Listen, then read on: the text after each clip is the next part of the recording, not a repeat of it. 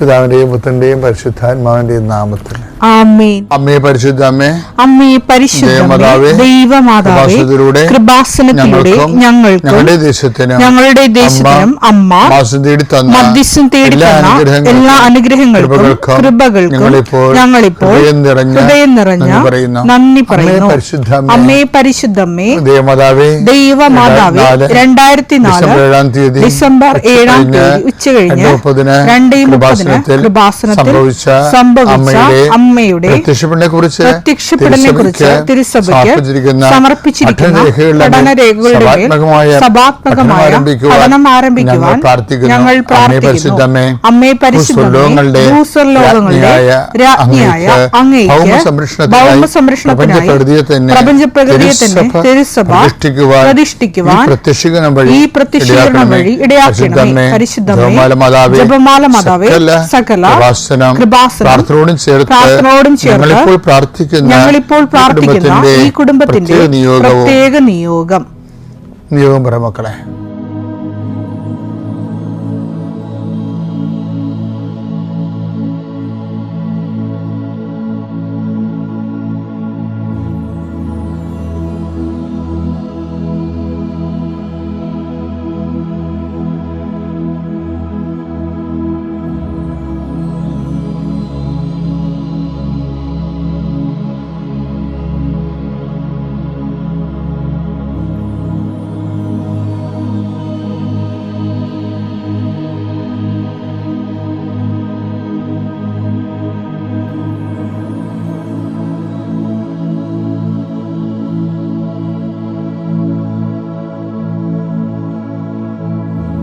അമ്മയുടെ പ്രത്യക്ഷീകരണത്തിന്റെ ഈ അനുഗ്രഹവേളയിൽ ഞങ്ങൾക്ക് സാധിച്ചു തരുവാൻ കനിയണമേ. ആമേൻ. കർത്താവേ, നിന്റെ ഉന്നതമായ നാമത്തിന് സ്തോത്രം ചെയ്യാം. കർത്താവേ, നിന്റെ വിശുദ്ധ പൗരോഹിത്യത്തെ മഹത്വപ്പെടുത്തണമേ. കർത്താവേ, സഭയിലുള്ള സാന്നിധ്യം പ്രകടമാക്കണമേ. 40 വർഷം ഞാൻ അർപ്പിച്ച കൃപയുടെ യുഗതിയാൽ കൃപാസ്ഥാനത്താറെ ജീവനോടെ പ്രത്യക്ഷപ്പെട്ട മാതാവിന്റെ മാധ്യസ്ഥ ഇന്ന് അങ്ങയുടെ മക്കളെ പ്രാർത്ഥന കൂടുന്ന എല്ലാ മക്കൾക്ക് വേണ്ടി പ്രാർത്ഥിക്കുകയാണ്. കർത്താവെ, മനസ്സ് വേദനിക്കുന്ന എല്ലാ വിഷയങ്ങളും, അവരുടെ മനസ്സ് വേദനിപ്പിക്കുന്ന എല്ലാ വ്യക്തികളും ഇപ്പോഴും ഈശോയുടെ നാമം നിർവീര്യമാകട്ടെ. കർത്താവെ, മനസ്സ് വിഷമിപ്പിക്കുന്ന സാഹചര്യങ്ങൾ, ചെയ്തെടുക്കേണ്ട ഉത്തരവാദിത്തങ്ങൾ, മറ്റുള്ളവർ നമ്മളെ പഴി പറയാൻ സാധ്യതയുള്ള എല്ലാ വിഷയത്തിൻ്റെ മേലും കർത്താവിൻ്റെ കരുണ ചൊരിയുകയും നിങ്ങളെ കർത്താവ് ഇന്ന് നിലനിർത്തി തരികയും ചെയ്യട്ടെ. നിങ്ങൾ പോകുന്ന വഴികൾ, കണ്ടുമുട്ടുന്ന വ്യക്തികൾ, ചെയ്യുന്ന കാര്യങ്ങൾ, യാത്ര ചെയ്യുന്ന വാഹനങ്ങൾ, ഒപ്പിടുന്ന പേപ്പറുകൾ, കൈമാറുന്ന രേഖകൾ, കഴിക്കുന്ന മരുന്ന് എല്ലാം മാതാവിൻ്റെ മധ്യസ്ഥത്തിൽ യേശുനാമത്തിൽ അനുഗ്രഹിക്കപ്പെടുകയും നീ ദൈവത്തെ അനുഭവിക്കാൻ ഇന്ന് നിന്നെ സഹായിക്കുകയും ചെയ്യട്ടെ. നിത്യം പിതാവും പുത്രനും പരിശുദ്ധാത്മാവിനെ നീക്കുവാൻ വിശ്വാസ പ്രമാണം. സർവശക്തനായ പിതാവും ആകാശത്തിന്റെയും ഭൂമിയുടെയും സൃഷ്ടാവുമായ ദൈവത്തിൽ ഞാൻ വിശ്വസിക്കുന്നു. അവിടുത്തെ ഏകപുത്രനും ഞങ്ങളുടെ കർത്താവുമായ ഈശോ മിശിഹായിലും ഞാൻ വിശ്വസിക്കുന്നു. ഈ പുത്രൻ പരിശുദ്ധാത്മാവിനാൽ ഗർഭസ്ഥനായി കന്യകാമറിയത്തിൽ നിന്ന് പിറന്ന് പൊന്തിയോസ് പീലാത്തോസിന്റെ കാലത്ത് പീഡകൾ സഹിച്ച് കുരിശിൽ തറയ്ക്കപ്പെട്ട് മരിച്ച് അടക്കപ്പെട്ട് പാതാളങ്ങളിൽ ഇറങ്ങി മരിച്ചവരുടെ ഇടയിൽ നിന്ന് 3-ാം നാൾ ഉയർത്ത് സ്വർഗത്തിലേക്ക് എഴുന്നള്ളി സർവശക്തിയുള്ള പിതാവായ ദൈവത്തിന്റെ വലതുഭാഗത്തിരിക്കുന്നു. അവിടെ നിന്ന് ജീവിക്കുന്നവരെയും മരിച്ചവരെയും വിധിക്കുവാൻ വരുമെന്നും ഞാൻ വിശ്വസിക്കുന്നു. പരിശുദ്ധാത്മാവിലും ഞാൻ വിശ്വസിക്കുന്നു. വിശുദ്ധ കത്തോലിക്കാ സഭയിലും പുണ്യവാന്മാരുടെ ഐക്യത്തിലും പാപങ്ങളുടെ മോചനത്തിലും ശരീരത്തിന്റെ ഉയർപ്പിലും നിത്യമായ ജീവിതത്തിലും ഞാൻ വിശ്വസിക്കുന്നു. ആമേൻ. സ്വർഗ്ഗസ്ഥനായ ഞങ്ങളുടെ പിതാവേ, അങ്ങയുടെ നാമം പൂജിതമാകണമേ. അങ്ങയുടെ രാജ്യം വരണമേ. അങ്ങയുടെ തിരുമനസ് സ്വർഗത്തിലെ പോലെ ഭൂമിയിലും ആകണമേ. അന്നു വേണ്ടുന്ന ആഹാരം ഇന്ന് ഞങ്ങൾക്ക് തരണമേ. ഞങ്ങളോട് തെറ്റ് ചെയ്യുന്നവരോട് ഞങ്ങൾ ക്ഷമിക്കുന്നത് പോലെ ഞങ്ങളുടെ തെറ്റുകൾ ഞങ്ങളോടും ക്ഷമിക്കണമേ. ഞങ്ങളെ പ്രലോഭനത്തിൽ ഉൾപ്പെടുത്തരുതേ, തിന്മയിൽ ഞങ്ങൾ രക്ഷിക്കണമേ. ആമേൻ. നന്മ കഴിഞ്ഞ് പറയുമേ സ്വസ്തി. കർത്താവ് അങ്ങയുടെ കൂടെ സ്ത്രീകളിൽ അങ്ങ് അനുഗ്രഹിക്കപ്പെട്ടവളാകുന്നു. അങ്ങയുടെ ഉദരത്തിൻ ഫലമായി ഈശോ അനുഗ്രഹിക്കപ്പെട്ടവനാകുന്നു. പരിശുദ്ധ മറിയമേ, തമ്പുരാന്റെ അമ്മേ, പാപികളായ ഞങ്ങൾക്ക് വേണ്ടി ഇപ്പോഴും ഞങ്ങളുടെ മരണസമയത്തും തമ്പുരാനോട് അപേക്ഷിക്കണമേ. ആമേൻ. എൻ്റെ പ്രിയപ്പെട്ടവരെ, നമ്മൾ ഈ ദിവസങ്ങളിൽ ജീവിതത്തിൻ്റെ പ്രതിസന്ധി ഘട്ടങ്ങളിൽ എന്ത് ചെയ്യണം എന്നതിനെക്കുറിച്ചും കുറേ വചനങ്ങൾ കഴിഞ്ഞ ആഴ്ച കേട്ടായിരുന്നു. അപ്പോൾ എന്ത് ചെയ്യണമെന്ന് അവന് നേരത്തെ മുൻകൂട്ടി അറിയാമെന്ന് നമ്മൾ ഒരു വചനം വായിക്കുകയും ചെയ്തായിരുന്നു അല്ലേ. എന്ത് ചെയ്യണമെന്ന് യേശുവിന് മുൻകൂട്ടി അറിയാമായിരുന്നു. കഴിഞ്ഞ ആഴ്ചയിൽ യോഹന്നാൻ 6:6 വായിച്ചിട്ട് പറഞ്ഞത്, ഈ നിങ്ങൾ അവർക്ക് ഭക്ഷണം കൊടുക്കാൻ പറഞ്ഞപ്പോൾ ഫിലിപ്പോസ് പറഞ്ഞ് നടക്കുമെന്ന് തോന്നിയില്ല. ഈ വിജനപ്രദേശമാണ്, സദ്യയാകാൻ പോണ്, ജനങ്ങളെ പറഞ്ഞു വിടുകയായിരിക്കും നല്ലത്, ഇത്രയും ആൾക്കാർക്ക് എവിടെ ഭക്ഷണം കിട്ടാനൊക്കെ ചോദിക്കും. അപ്പോൾ പ്രാക്ടിക്കലായിട്ട് സംസാരിച്ചപ്പോൾ ഈശോ ഇവരെ പരീക്ഷിക്കാൻ വേണ്ടി പറഞ്ഞു നിങ്ങളതിനെ കൊടുക്കണമെന്ന് പറഞ്ഞു. ഇപ്പോൾ നമ്മളെവിടെ കൊടുക്കാനാ, ഇവരങ്ങോട്ട് ചോദിക്കുന്നുണ്ട്, നമ്മളെവിടെ കൊടുക്കാനാ, എന്തുമാത്രം പൈസ കൊണ്ട് വേണ്ടി വരും എന്നൊക്കെ ഇവരങ്ങ് വെറുതെ ചുമ്മാ മാനസികമായിട്ട് കുറേ ആലോചന നടത്തുകയാണ്. ചിലരുടെ ജീവിതത്തിൽ ഈ മാനസിക ആലോചന മാത്രമേ ഉണ്ടാകത്തുള്ളൂ. ആ മാനസിക ആലോചന കൊണ്ട് അവർ പോകും. എനിക്ക് ഇപ്പം ഞാൻ അച്ഛനായിട്ട് 40 കൊല്ലമായി. ഇന്ന് വരെ എനിക്ക് മനസ്സിലാക്കണത് എന്താ വെച്ചാൽ, ഈ മനുഷ്യന്മാർ പകുതി മുക്കാൽ, ഇൻക്ലൂഡിങ് പ്രീസ്റ്റ്, പകുതി മുക്കാലും മനുഷ്യർ, ഒരു 90% മനുഷ്യർ മാനുഷികമായിട്ടാണ് കാര്യങ്ങൾ കാണുന്നത്. അവിടെ ദൈവത്തിന് എന്തെങ്കിലും പദ്ധതി ഉണ്ടോ? ദൈവം അതിന് സന്ദേശം നമുക്ക് കൈമാറുമോ? ഒന്നുമില്ലെങ്കിൽ നമ്മളത് വെയിറ്റ് ചെയ്യുകയും ചെയ്യണം. നമ്മുടെ വീട്ടിൽ പ്രാർത്ഥിക്കാത്ത ഒരു അപകടകാരികളുണ്ട്. വീട്ടിൽ എപ്പോഴും പ്രാർത്ഥിക്കാത്തവരുടെ ഒരു കാര്യത്തിലും അവർ പറയുന്ന വിഷയത്തിൽ നിങ്ങൾ തലവെച്ച് കൊടുക്കരുത്. അതിൻ്റെ കാരണം വെച്ച് കഴിഞ്ഞാൽ അവർക്ക് അറിയത്തില്ല, അവരുടെ ജഡമാണ് സംസാരിക്കുന്നത്. അതിൻ്റെ അകത്ത് മുഴുവനും കുത്തിത്തിരിപ്പും കുഞ്ഞായ്മയും ചതിപ്രയോഗങ്ങളും നമ്മൾ ഒളിച്ചിരിപ്പുണ്ടായി സംഭവത്തിൽ. പ്രാർത്ഥിക്കാത്തവന് സുഖമല്ല, അവന് ദൈവത്തെ വിശ്വസിക്കാത്തവന് പിന്നെ എന്താ, പിന്നെ വലിയ മാനവികതയൊക്കെ പറഞ്ഞാലും അവന് ഇഷ്ടമുള്ള ചെയ്യാമല്ലോ. ഈ മനുഷ്യൻ ദൈവത്തിൻ്റെ വചനത്തെയും ദൈവത്തെയും ഭയപ്പെടുന്നവനെ ഭയപ്പെടാത്തവന് നമ്മൾ ഭയപ്പെടണം. ദൈവത്തെ ഭയപ്പെടാത്തവരെയും ഇപ്പം ചില വചനമില്ലേ, ഞാൻ മനുഷ്യനെ മാനിക്കുന്നില്ല, ദൈവത്തെ ഭയപ്പെടുന്നില്ല എന്ന്. വചനെടുത്ത് ലൂക്ക 18:4. കുറെ നാളത്തെ സാധു വിധവ വന്ന് ഈ മനുഷ്യർക്ക് നീതി നടത്താൻ വേണ്ടി കേണപേക്ഷിക്കുന്ന രംഗമാണ്. കുറെ നാളത്തേക്ക് അവനിത് ഗൗനിച്ചില്ല. അയാളെ ഗൗനിച്ചില്ല. പിന്നീട് അവൻ ഇങ്ങനെ കുറച്ച് കഴിഞ്ഞപ്പോ പുള്ളിക്ക് ബൾബ് കത്തി. ഞാൻ ദൈവത്തെ ഉണ്ട്, അതാണ് ദൈവത്തെ ഭയപ്പെടുന്നില്ല, മനുഷ്യരെ മാനിക്കുകയോ ചെയ്യുന്നില്ല. എങ്കിലും ഈ വിധവ എന്നെ ശല്യപ്പെടുത്തുന്നത്, അയാൾക്ക് ഫിസിക്കൽ ഡിസ്റ്റർബൻസ് ഉണ്ടാകുന്നതാണ് വിഷയം. ശല്യപ്പെടുന്നത് കൊണ്ട് ഞാൻ അവൾക്ക് നീതി നടത്തി, അല്ലെങ്കിൽ അവൾ അവൾ ഇവിടുന്ന് വിട്ടു പോകത്തില്ല. അതാണ് വിഷയം. എന്നെ അസഹ്യപ്പെടുത്തും. അപ്പൊ ഈ ദൈവം ഇല്ലാത്തവന്റെ ഒക്കെ അവസ്ഥ അതാണ്, മൈൻഡ് സെറ്റ് അതാണ്. ഞാൻ ദൈവത്തെ ഭയപ്പെടുന്നില്ല, മനുഷ്യനെ മാനിക്കുന്നില്ല. ദൈവത്തെ ഭയപ്പെട്ടില്ല, പിന്നെ മനുഷ്യനെ മാനിക്കേണ്ട കാര്യം എന്താ അതിൻ്റെ ഗ്രൗണ്ട് എന്താ? ദൈവത്തെ ഭയപ്പെടുന്നില്ലെങ്കിൽ വൈ ഷുഡ് വി ഫിയർ മാൻ? അത് ഗ്രൗണ്ടില്ല ശരിക്കും പറഞ്ഞാൽ. പിന്നെ ഒരു മാനുഷികമായ കാഴ്ചപ്പാടെന്ന് പറയും. മാനുഷികം എന്ന് പറഞ്ഞാൽ എന്താ? കാലകാലങ്ങളായിട്ട് മതത്തിൻ്റെ ചൈതന്യങ്ങളാലും മനുഷ്യത്വത്തിന് മതം കാഴ്ചവെച്ചിട്ടുള്ള മനുഷ്യത്വത്താൽ പരിപക്വമായിട്ടുള്ള മനസാക്ഷി എന്നാണ് ഈ നിരീശ്വരവാദികൾക്ക് പോലും മനുഷ്യന്മാരോട് ഒരു അഫിനിറ്റി തോന്നണത്. അത് സഞ്ചിതാവബോധത്തിൽ നിന്ന് ജനിതകമായി കൈമാറിയിട്ടുള്ള സഞ്ചിതാവബോധത്തിൽ നിന്നുണ്ടായിട്ടുള്ളതാണ്. അതും ദൈവവിശ്വാസികളുടെ സംഭാവനയാണ് ശരിക്കും പറഞ്ഞാൽ. അപ്പം ദൈവത്തെ ഭയപ്പെടുന്നില്ലെങ്കിൽ പിന്നെ മനുഷ്യനെ മാനിക്കേണ്ട കാര്യമില്ല. പക്ഷേ ഇങ്ങനെയുള്ള വിഷയമുള്ള ആൾക്കാർ, ദൈവത്തെ ഭയപ്പെടാത്ത മനുഷ്യനെ മാനിക്കാത്ത ഒരാൾ, നിങ്ങളുടെ മക്കൾ അങ്ങനെ ഒരാളായിട്ട് വളർന്നു വന്നാൽ നിങ്ങൾക്ക് അത് മതി ലോകം എപ്പോഴും സങ്കടപ്പെടാൻ. എന്താ കാര്യം? നിങ്ങൾ പഠിപ്പിക്കേണ്ട കാലത്ത് പഠിപ്പിച്ചില്ല, നിങ്ങൾ ഓർക്കണം 8ാം ക്ലാസ് കഴിയുമ്പോൾ പിന്നെ വേദപാഠം തീർന്നില്ല എന്നാണ്. അങ്ങനെയല്ല.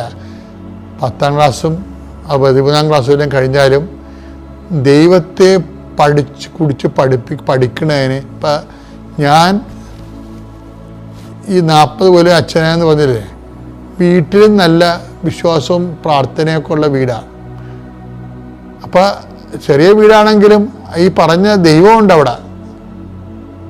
കാര്യം ഞങ്ങൾ അച്ഛനും 2 പേര് ശുശ്രൂഷകരായിട്ട് വീട്ടിൽ നിന്ന് വന്ന്, ഞാനും എൻ്റെ ചേച്ചി കന്യാസ്ത്രീ.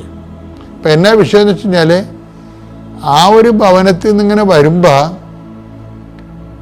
നമ്മൾ ദൈവ തിരുസന്നിധിയിൽ നിന്ന് ഇപ്പം 40 കൊല്ലം കൂടി പൗരോഹിത്യ ജീവിതം കഴിഞ്ഞപ്പോഴും ഇപ്പോഴും ഞാൻ പറയും ദൈവത്തിനെ കുറിച്ച് എന്തെല്ലാം കാര്യങ്ങൾ അറിയാനിരിക്കണമെന്ന്. പിന്നെ എങ്ങനെ നിങ്ങൾ പറഞ്ഞ കാറ്റഗിസം 10ാം ക്ലാസ് വെച്ച് അവസാനിപ്പിക്കണത്? You don't need God. അതല്ലേ പ്രശ്നം. നിങ്ങൾക്ക് ദൈവത്തെ ആവശ്യമില്ല. നിങ്ങളുടെ പല പരിപാടി ജഡികമായ കാര്യങ്ങൾക്ക് ദൈവം കൊണ്ട് നടന്ന ശരിയാകാത്തത് മനസ്സിലാകുമ്പോഴാണ് ചില ആൾക്കാർ പിള്ളേരെപ്പോലും വേദപാഠത്തിൽ പിടിയത്തില്ല. ഏറ്റവും വലിയ ക്രൈമാണ് ഇപ്പം തൂഫാനൊക്കെ നാട് ഇളക്കി മറിച്ചുകൊണ്ടിരിക്കുകയാണ്. നിങ്ങൾ ചെയ്തിരിക്കുന്ന കാര്യങ്ങളെല്ലാം മുന്നോട്ട് ഭംഗിയായിട്ട് പോകുന്നുണ്ട്, അതിന് ജനത്തിൻ്റെ സപ്പോർട്ടുണ്ട്. പക്ഷേ ഇനി നിങ്ങൾ പിന്നോട്ട് പോകരുത്. എന്താ കാര്യം വെച്ച് കഴിഞ്ഞാൽ ജനം അത് ആഗ്രഹിക്കുന്നില്ല. ഞാൻ എന്താ പറഞ്ഞു വരുന്നതിൻ്റെ അർത്ഥം വെച്ച് കഴിഞ്ഞാൽ, ഇതുപോലെ നമ്മൾ ഇത് അണ്ടേക്കൊണ്ട് വളം വെക്കണ പരിപാടിയാണ്. മാതാപിതാക്കന്മാർ കുഞ്ഞുങ്ങളെ ചൊട്ടക്ക് തന്നെ വളം വെക്കണം. അവരുടെ മാതാപിതാക്കന്മാരുടെ കയ്യിലാണ് കുഞ്ഞുങ്ങളിരിക്കുന്നത്. നിങ്ങളല്ലേ ആരെയും കെട്ടി വളർത്തുന്നത്. 3 ദിവസം 3 വയസ്സാകുമ്പോഴല്ലേ പള്ളി കൊണ്ടുവരണത്. ഉച്ചക്ക് വരപ്പിക്കണത് 4 വയസ്സിലല്ലേ. അതുവരെയും നിങ്ങളുടെ കൂടെയാണ് കുഞ്ഞുങ്ങളുള്ളത്. അതിന് ശേഷവും നിങ്ങളുടെ കൂടെ തന്നെ കുഞ്ഞുങ്ങളുള്ളത്. നിങ്ങൾ പറഞ്ഞാൽ കേൾക്കുന്ന പ്രായത്തിൽ കർത്താവിൻ്റെ ചൈതന്യം അവർക്ക് കൊടുക്കണം. അത് നമുക്ക് ബാധ്യസ്ഥരാണ്. വിവാഹത്തിലുണ്ടാകുന്ന കുഞ്ഞുങ്ങളെ പുണ്യപൂർണ്ണമായി വളർത്താമെന്നും മാതാപിതാക്കന്മാർ തമ്മിൽ മരണം വരെ വേർപിരിയാതിരിക്കാമെന്നും നിങ്ങൾ പ്രതിജ്ഞ ചെയ്തുകൊണ്ടാണ് സഭ നിങ്ങളെ കൂതാശയിച്ച് വിവാഹിതരാക്കിയെന്ന് ഓർക്കണം. ആ ഉത്തരവാദിത്വം എടുത്തില്ലെങ്കിൽ ആ വിവാഹത്തിൻ്റെ കൃപ പോകും.